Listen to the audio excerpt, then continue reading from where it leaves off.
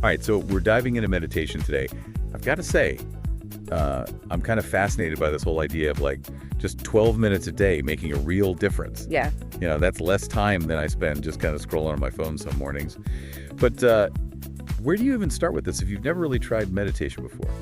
It's funny you mentioned scrolling on your phone because that's kind of the opposite of what meditation is all about. You know, that feeling of being on autopilot, just kind of sucked in by whatever's on the screen. Meditation is easy. It actually has this super simple 6-step process for beginners. Anyone can try it.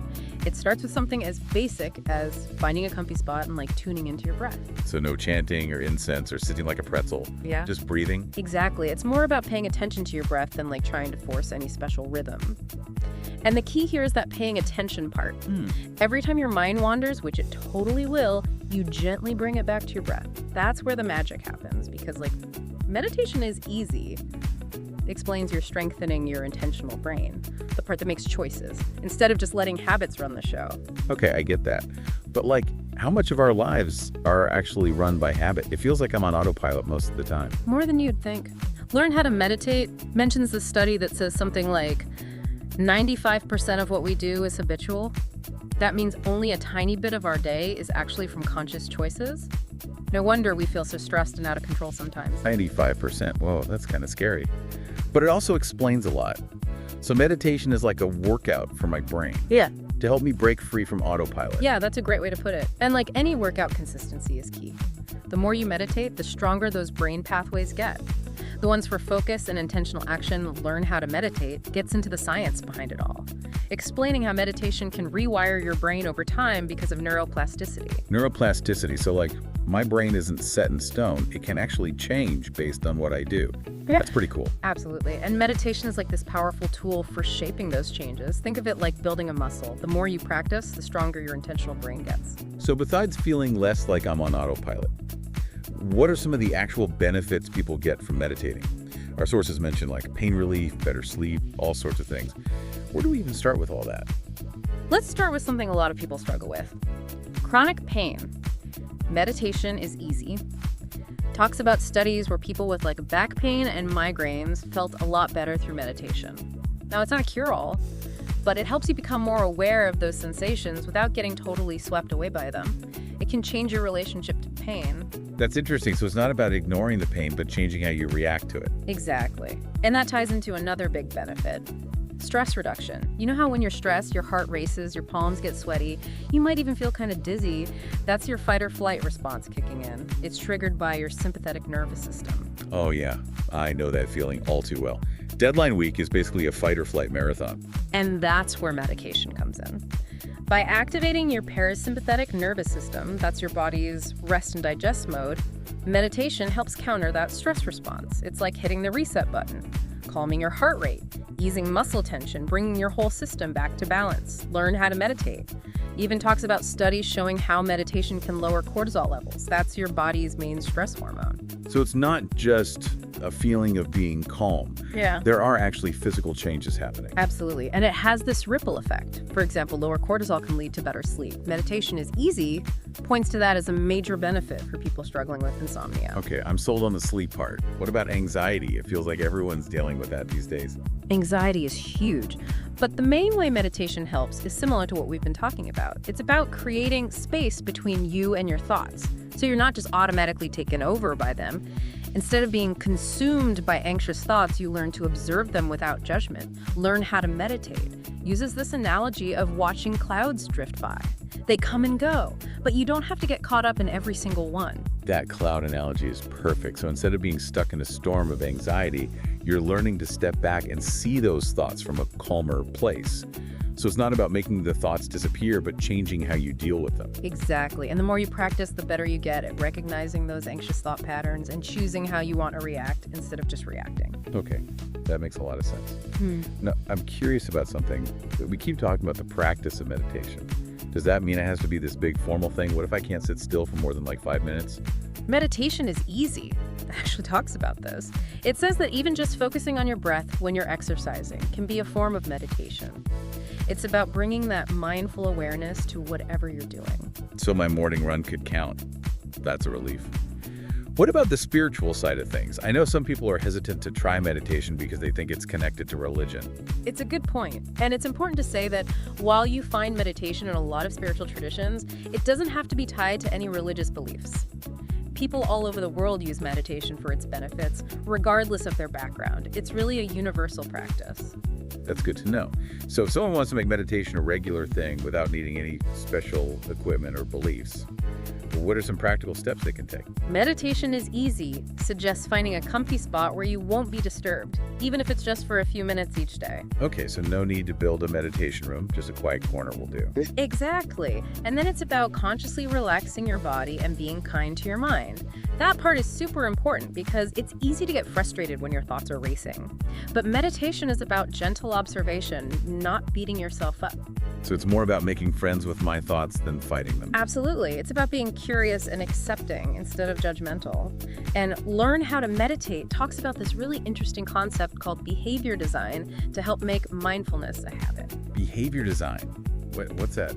Sounds kind of like hacking my own habits. It kind of is. Since so much of what we do is automatic learn how to meditate, says we should use that to our advantage by creating new, healthier patterns. They have cool examples like using visual reminders to pause and breathe throughout the day, or setting up these if this then that prompts, like if your phone rings, take a deep breath before answering. Ooh, that if this then that thing is brilliant. I can totally see myself using that to build little meditation moments into my day. Exactly. It's about finding small, manageable ways to work mindfulness into your everyday life. So it becomes less of a chore and more of just a natural way of being. This is all making so much sense. I'm starting to realize that meditation can be a lot more approachable and practical than I thought. Now I'm curious about the different types of meditation. Are there different approaches I can explore once I'm comfortable with the basics? Definitely. There are tons of different types of meditation, but let's focus on a few that are especially good for beginners. Terrific. Alrighty. First, there's mindful meditation, which we've already talked about. It's all about paying attention to your breath, your thoughts, your feelings in the present moment. Got it. What else? Then there's moving meditation, which uses movement like walking or yoga to cultivate mindfulness. This can be great for people who have trouble sitting still. That's true. Sometimes it's easier for me to focus when I'm moving my body. What other options are there? And lastly, there's visualization meditation, where you focus your attention on a positive image or outcome. It can be a powerful way to boost positive emotions or even work towards your goals.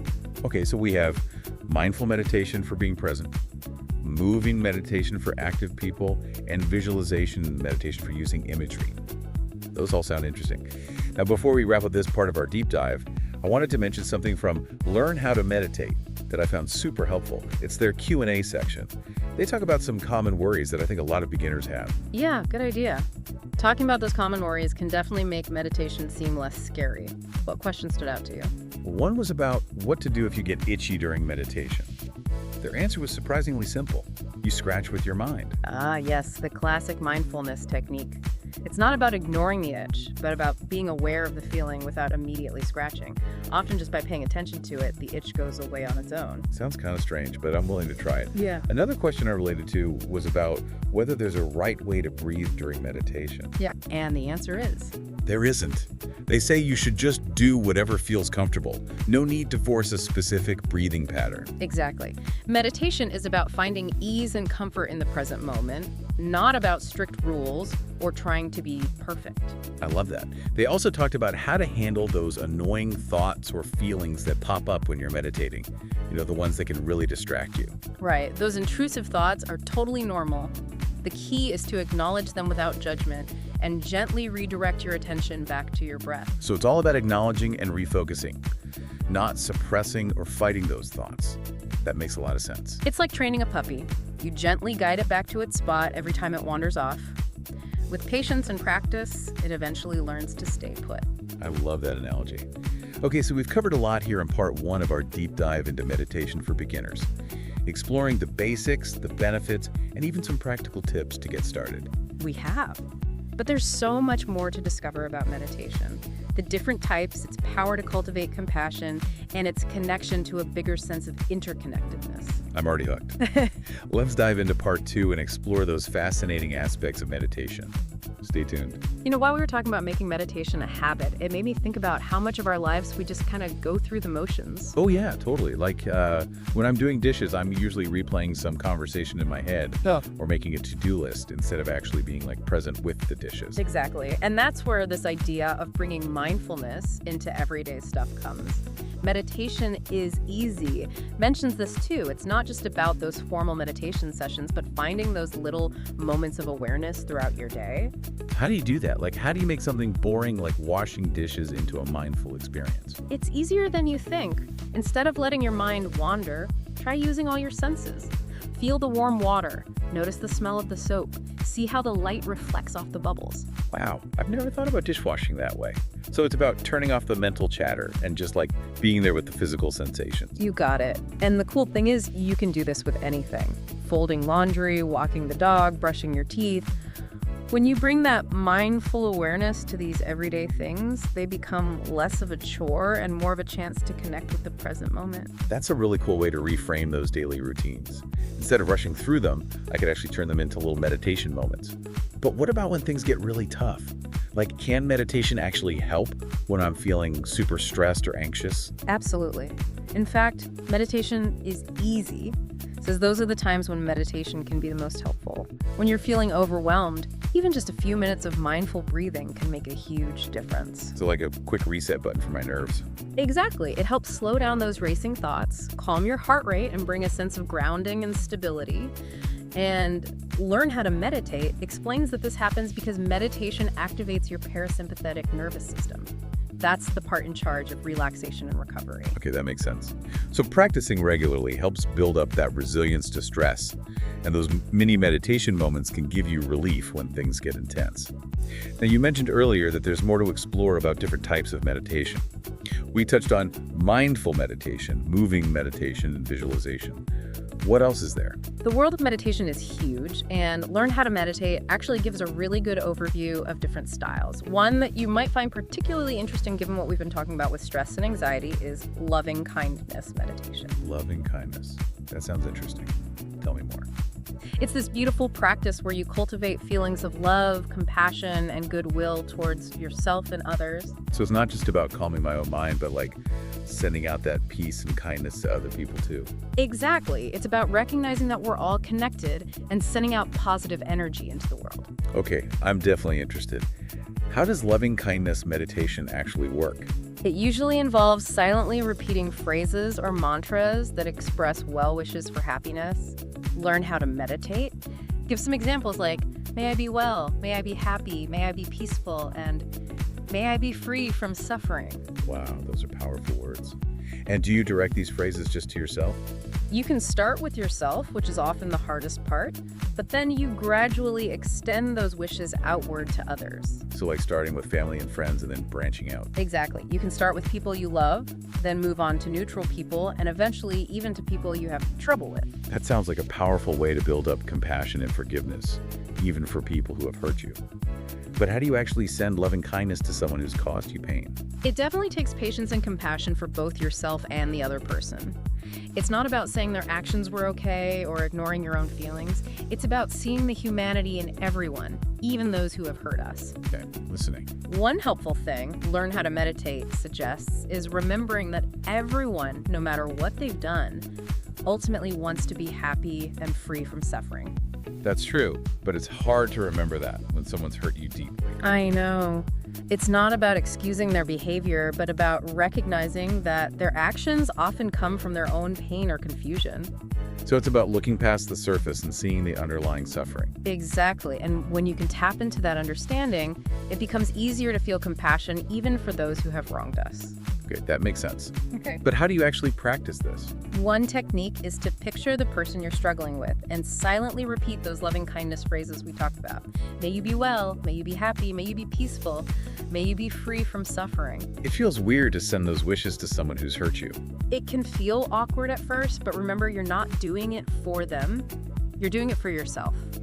Cultivating compassion and forgiveness ultimately frees you from the burden of anger and resentment. Oh, that's a good point. It's not about condoning their actions, but about letting go of those negative emotions that are holding me back. Exactly. And it's important to remember that loving kindness isn't a one-time thing. It's an ongoing practice that takes patience and persistence. Some days it'll feel easier than others, and that's okay. The key is to keep coming back to that intention of building compassion, even when it's tough.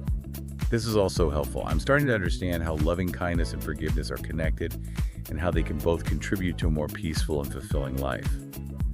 What about those times when we're faced with people who have beliefs or do things that we find really wrong? How do we recognize their humanity in those situations? That's a really important question, and it's something Learn How to Meditate talks about too. It's easy to get caught up in judging and condemning, especially when we're faced with viewpoints that go against our values or actions that we find horrible. I definitely feel that. It's hard to see the humanity in someone who's promoting hate or causing harm. I understand. It's not about saying those beliefs or behaviors are okay. It's about recognizing that even those who hold extreme views or do harmful things are still human beings with their own complex stories and reasons. So it's about trying to understand what leads people to those beliefs and behaviors. Exactly. And it's not about excusing what they do, but about developing a more nuanced and compassionate perspective. It's about realizing that we're all connected, and that even those who seem most different from us share the same basic human needs and desires. Okay, that makes sense. Yep. But how do we actually do this? It seems really hard, especially when we're feeling angry or hurt. It definitely takes effort. One helpful approach is to start by being curious. Instead of immediately judging or condemning, try asking yourself, what might have led this person to these beliefs or actions? What are their fears, their wounds, their unmet needs? So it's about shifting from judgment to curiosity. Exactly. And it's not about agreeing with them, but about trying to understand the underlying reasons behind their behavior. That's a powerful shift. But doesn't that mean we have to agree with them or say what they did was okay? Not at all. It just means we're willing to see them as fellow human beings, even if we don't get or agree with their choices. Okay, I'm starting to see how this can be a way towards more compassion and understanding, even in tough situations. But how does this tie back to meditation and creating a more just and fair world? It's all connected. Meditation helps us build up those qualities of inner peace, compassion, and understanding that are so important for creating a more just and fair world.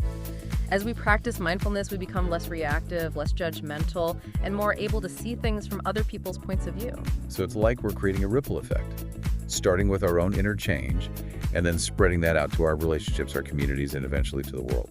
Exactly. And Learn How to Meditate reminds us that this isn't about being passive or ignoring injustice.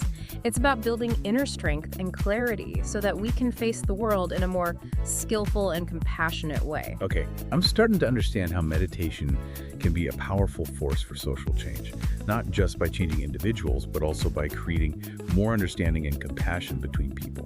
And it's important to remember that meditation isn't a quick fix. It's a practice, a journey, a way of life. It takes time, effort, and commitment. But the rewards are huge, both for ourselves and for the world around us. All right, so as we wrap up our deep dive into meditation, I have one last question that's been bugging me. Yeah. We've talked about all the good stuff, less stress, better focus, more compassion. But how does it actually work? Like, what's the magic behind just sitting there and paying attention to your breath that makes all these changes happen? Yeah, that's the big mystery, isn't it? And Learn How to Meditate actually talks about this, specifically about how meditation affects our brains. Turns out it's not just some fluffy feel-good thing. It's like a workout for your brain. Wait, seriously, tell me more. My brain could definitely use a good workout. Think about it this way. Every time you focus on your breath and gently bring your mind back when it wanders, you're basically strengthening those connections in your brain. The ones that control attention and emotions. Learn How to Meditate uses this term neuroplasticity. It basically means your brain isn't fixed. It's constantly changing and adapting based on what you do. Neuroplasticity, so my brain is like a muscle that I can train.